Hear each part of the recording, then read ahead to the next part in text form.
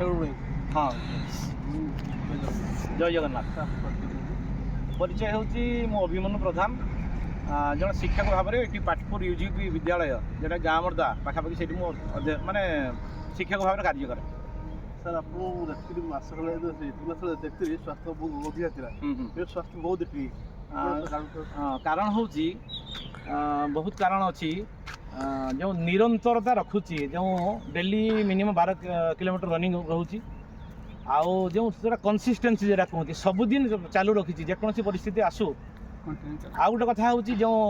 7 पूर्व संध्या 7 पूर्व खिया सरुची सबुदिन जहाँ भी खाइबे तापर बर 2 घंटा से पाठ पढ़ु कि काम करूँ घर काम करूँ टीवी देखूँ ठीक अच्छे किंतु 7 पूर्व खिया सर आउ सबुदिन मु 3 उठे सबुदिन राति 3 सबुदिन उठे मुझे सेल्फ स्टडी करे जे केरका इनोवेटिव जिनस मुझे मैथमेटिक्स लेखालेखी करे पिला भल हम केरका टीचिंग भल दे पारि भल को इनोवेटिव जिनस देवी आउ ये अँला जूस अँला प्रस्तुति करे से हूँ अँला जूस तो कह कि अँला जूस हूँ अँला पार लोक जनक प्रति मिनिमम 2टा 3टा अँला कंचा अँला से भुसुंगा पत्र निहाती पड़ो सर हार्ट पर निहाती जरूरी कंचा हलदी पड़ो अदा पड़ो सब खंडे खंडे खंडे खंडे हाँ हाँ इंचे जनका भुसुंगा पत्र निहाती आज पुदीना पत्र पारिए पकड़े तुलसी पत्र पारिए पकड़े गुलमरीच पकड़े टी गुलमरीच हाँ जीरा पड़ो पानमहुरी पड़ सब कंचा एतिक को पत्र भितर एतिक भुसुंगा पत्र निहाती निहाती एतिक ग्राइंडिंग कर पेस्ट करदे तापर से किसी उषम पानी मिसब 2 गिलास खंडे उषम पानी मिस काठ कर चुपुड़ी देवे चुपुड़ी सैंधव लवण टी मिसेबे सैंधव लवण आम नर्माल लवण हाँ हाँ जरा बनिया पाखे मिले सैंधव लवण 100 टंका केजी मिले दिज्व आ जदि डायबिटीज ना तो टे गुड़ एड करेंगे आ 2टा 3टा दिन छाड़े से गुड़ाक चीनी आदु खाइबे ना धला जहर चीनी मैदा लुणटा घर आम खाद्य खाऊे तेणु परिवार छात्र अच्छे स्त्री छुआ पिला बापा माँ अच्छा तेणु माने तरकार पड़ी खाई हम आम डायरेक्ट खाइबा ना आ स्पेशली मुझे स्कूल जीवा समय जो तरकारी हुए स्पेशली मो जरा हुए मुझे तरकारी नहीं स्कूल को जाए से मो स्पेशल तरकारी लुण आगे पड़े मैं टोटाल मो मना कर घर मो पकेब ना बढ़िया बढ़िया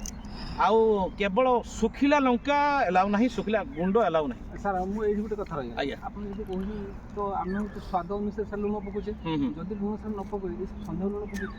सैंध लुण पकई खाइब अल्प खाइब अल्प खाई पारे कि जरा निहाती नहन ना अल्प देवे जे मेचे नुहे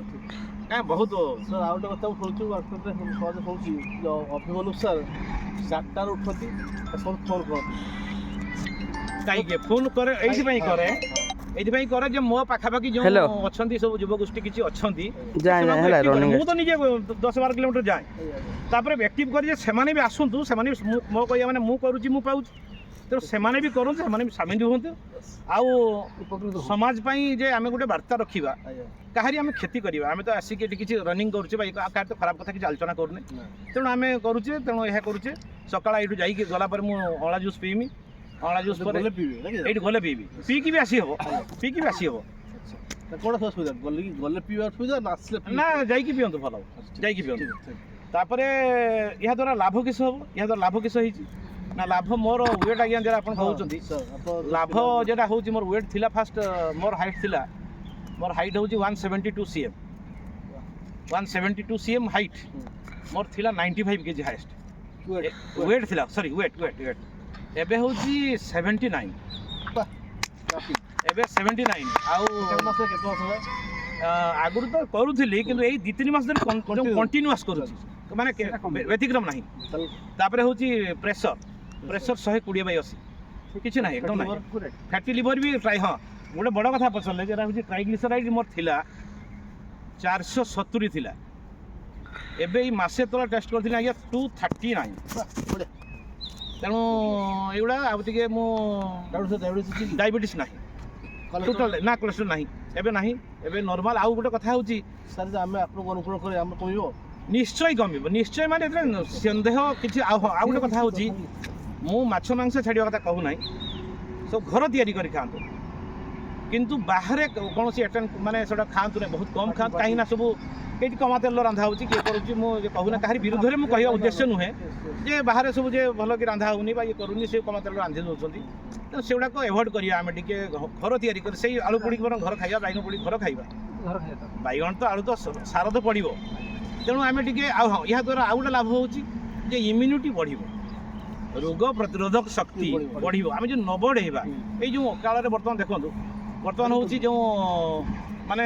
ବୁଢ଼ା ମାନେ ବଞ୍ଚିଛନ୍ତି କିନ୍ତୁ ଏଇ ଟୁକା ମାନେ ସବୁ ଚାଲି ଯାଉଛନ୍ତି ତାପରେ ରୋଗ ହେଉଛି ଡାଇବେଟିସ୍ ପ୍ରେସର ଏସିଡ଼ିଟି କୋଲେଷ୍ଟ୍ରଲ ଏଇ ଭାଇ ବି ଜଣେ ଅଛନ୍ତି ସେ ଡାକ୍ତରୀ କାମ କିଛି କରନ୍ତି ସେ ବି କହିବେ ସେ ବି ମାନେ ଅଛନ୍ତି ତେଣୁ ସେସବୁ ଜିନିଷ ଯଦି ଆମେ ନ ଜଗିବା ଆଜ୍ଞା ତାହେଲେ ଆମେ খুব শীঘ্র তার কুপরিণাম ভোগিবা বা আমি ସେଥିରେ ମାନେ କବଳିତ ହେଇଯିବା ସେ ଆମକୁ ଅଧୀନରେ ଆସିବ ଯେ ଆମକୁ ମୃତ୍ୟୁ ଶୀଘ୍ର ଆସିବ ବା ଆମେ ଆଉ ଟିକେ ନା ନା ତାପରେ ହେଉଛି ଆମର ସେ ସୁଧାକର ବାବୁ ଟିକେ କହିବେ ସୁଧାକର ବାବୁ ଟିକେ କହିବେ ସେ ଟିକେ କହିବେ ତାଙ୍କ ଅଭିଜ୍ଞତା ପଚାର ମୋ ନାଁ ସୁଧାକର ଗିରି କେତେ ଦିନ କରୁଛନ୍ତି ମୁଁ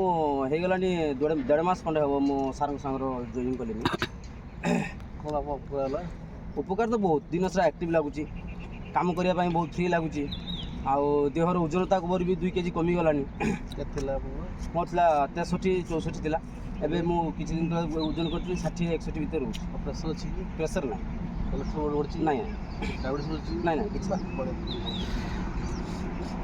ତାହେଲେ ଏଇସବୁ ନିରନ୍ତରତା ବଜାଇ ରଖିବା ତା ଦ୍ୱାରା ଉପକାର ହେବ ଠିକ୍ ଅଛି